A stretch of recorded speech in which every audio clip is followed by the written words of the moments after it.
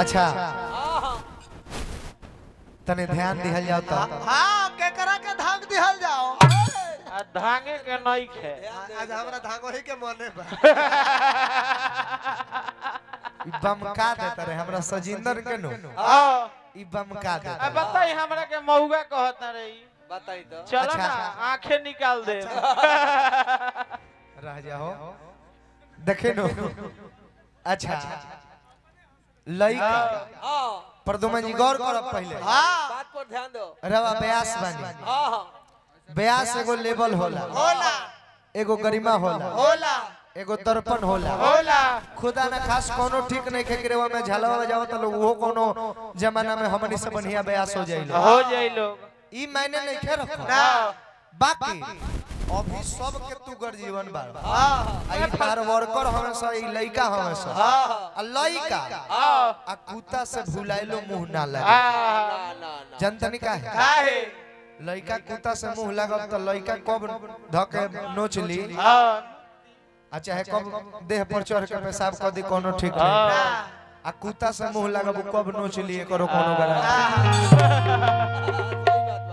अब बताई कि रवा दुगोला हमरा से बा हमनी के बोला तारो हमरा के कुछ बोलती त जायज लागे हमरा सजिंदन के बोलता नहीं रवा बताई महाराज उनकर बाबू के उम्र के बारे इनका सार को अब बताई है देखे इनकर उम्र देखे तनी देखने नो माने इनका के हमरा टीम भर के लोग बड़का बाबू कहला तनी खार होकर रखी तो बड़का बाबू खार होकर दिखाई हां तनी ए उम्र के कहत रे सर ई बताई हो होने मुंह दिखाई कैमरा में देखे ए रंजीत के बुझाए तब न इनका के हमर मैं टीम बड़का बाबू कह हां आ देखी उ डायरेक्ट छूटे में उनको टीम के लोग बड़का बाबू कहेला आ उनको टीम के लोग बड़का बाबू कहेला लेकिन मंच पर ही भूला जाता रहा हां तनी सा जमावे के फायदा के चक्कर में अपन कायदा भूला जाता अच्छा आता ना बताओ इनका के कह दे हला मान लो कि सारे कहला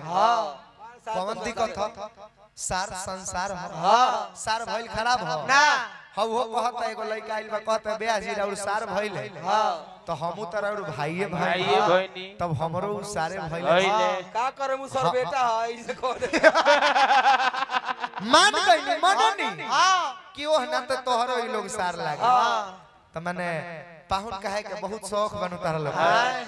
सार कहे के शौक नहीं के ना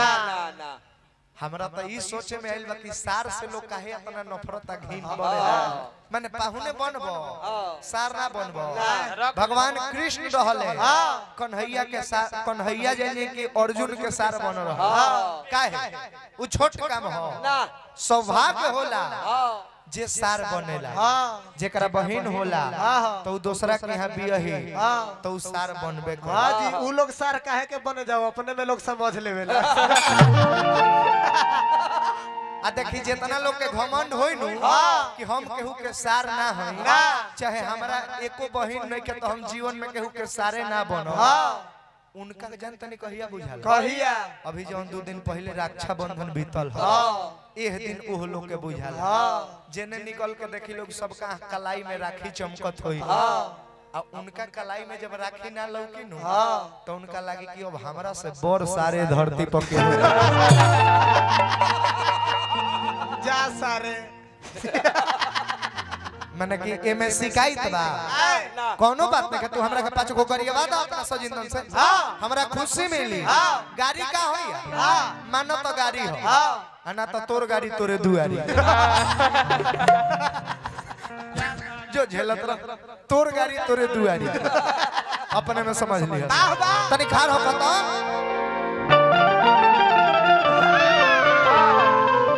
पब्लिक के बुरबक बनावे खातिर तू आइल बाड़ा ये जनता सब जानता है कि तुम क्या जानता है फिर भी इन महान जनता के समक्ष इतना क्यों बनता है जबकि ये भी जानते हो कि जला डालना ही आग का लक्षण है फिर जानबूझकर उस आग में क्यों फानता है ये मर्द का जुबान है मरते दम तक वही करता है जो भी मन में ठानता है लेकिन अपने आप को भी परदेसी डार्लिंग इतने गिरे हुए मत समझना क्योंकि इन हिजरों के दलों में तेरा भी एक प्रधानता है लेकिन रोनी है बाकी रोनी है ने तार कोनो गिनती है ना नहीं मर्दन के दल में तार वैल्यू आ गीत संगीत के जहां तक बात बा रोशन राज के गीत के तू जवाब जहिया देवे लगबन हां तो तारा के हम खुद बोलल छोड़ दे हां आ रात भर लागल गाने बजाना देखत तनी के हम गा के जाए आ खोदम पहाड़ पर निकली ओने से मूस चूहिया चूहिया तो ओसे का फायदा बा इस तरह से हम चैलेंज ना कर सकते